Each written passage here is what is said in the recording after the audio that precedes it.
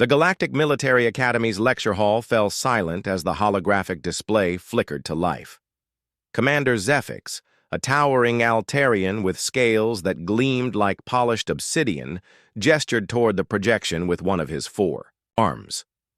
Today, cadets, we study the third battle of Kepler 438b, a turning point in the human-Vorthan war that changed the course of galactic history. The slide displayed what appeared to be a young human female, barely past adolescence by their species' standards. Her dark hair was pulled back in a simple ponytail, and her brown eyes held an unsettling combination of innocence and determination. She wore the standard-issue uniform of the human colonial Marines, though it seemed too large for her slight frame. Cadet Threx, a Vorthan warrior caste with chitinous armor naturally grown from his exoskeleton, snorted derisively. "Commander, with respect, this appears to be a child. Surely there's been an error in the historical records."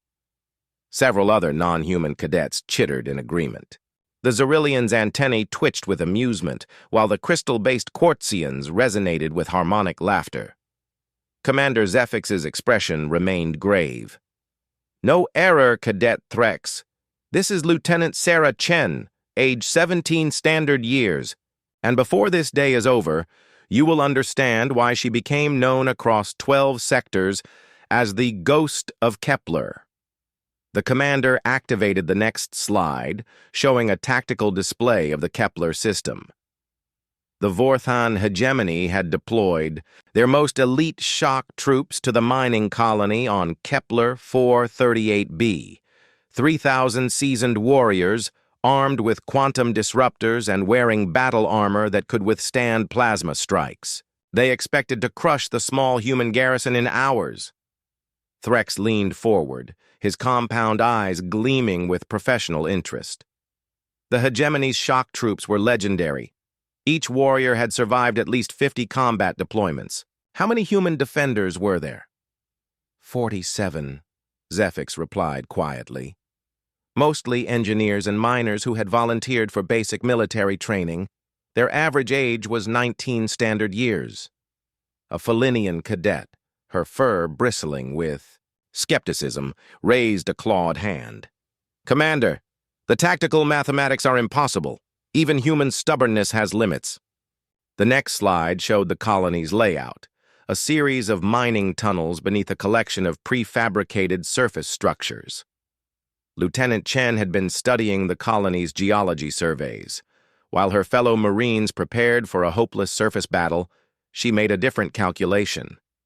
The holographic display zoomed into the tunnel system, highlighting stress points and structural supports. The humans had been extracting heavy elements for 18 months. The entire underground network was riddled with controlled demolition. Charges used for precision mining. Understanding began to dawn on several faces throughout the lecture hall. Chen realized that the Vorthan troops would use the tunnels for tactical advantage, moving through them to outflank the surface defenses. So she made a choice that no Vorthan commander would have considered. The simulation began to play, showing small figures moving through the tunnels while larger armored shapes advanced from multiple entry points. She sealed herself inside the tunnel network with the advancing Vorthan forces. Threx's mandibles clicked with confusion. "Suicide is not tactical advantage, Commander." "It wasn't suicide, Cadet. It was patience." The simulation continued. The young human figure moved through the tunnels with impossible precision, always staying ahead of the pursuing Vorthan soldiers. She left behind small devices, improvised explosives created from mining charges. For 6 hours, Lieutenant Chen led 3 companies of elite warriors through a maze of her own design.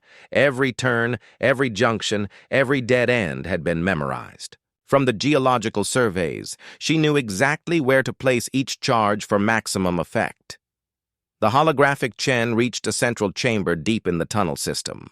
The Vorthan forces converged from 6 different passages, certain they had cornered their prey. The hegemony's greatest tactical mistake was assuming human children think like human adults. They prepared for conventional military strategy, not for a 17-year-old who had grown up playing three-dimensional puzzle games. The simulation showed the final moment. The young lieutenant stood in the center of the chamber, her finger hovering over a detonator. The Vorthan soldiers raised their weapons, victory within their grasp. Chen triggered every charge simultaneously.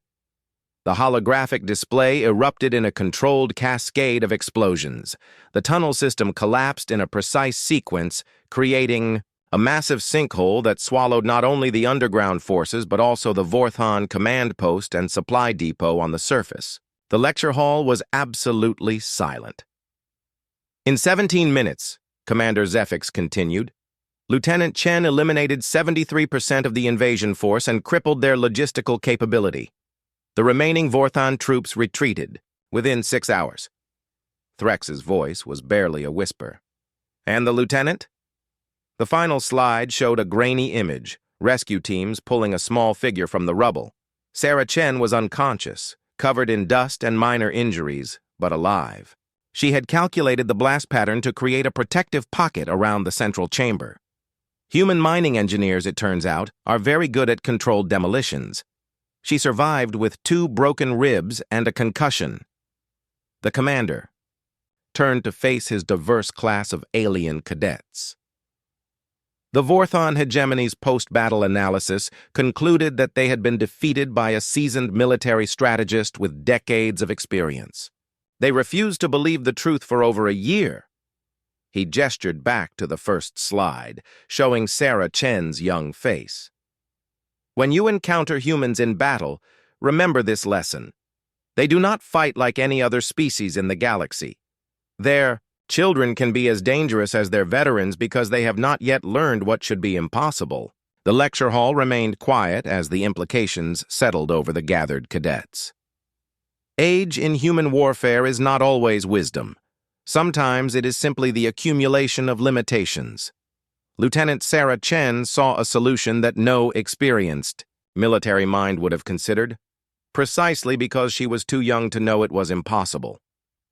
Commander Zefix deactivated the holographic display. Class dismissed.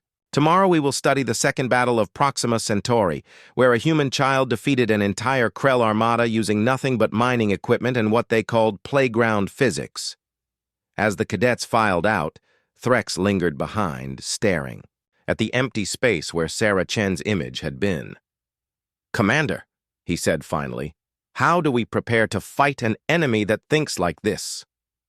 Zefix's scales darkened to a deeper black, a sign of profound contemplation among his people. That, Cadet Threx, is why we study their history, to understand that when humans say someone is too young to fight, they might simply mean they haven't yet learned to limit their imagination. The Vorthan cadet nodded slowly and walked toward the exit, his mind already racing with new tactical considerations. In the empty lecture hall, Commander Zefix looked once more at the deactivated projector and whispered, Humans, the only species in the galaxy where just a child can be a threat assessment rather than a reassurance.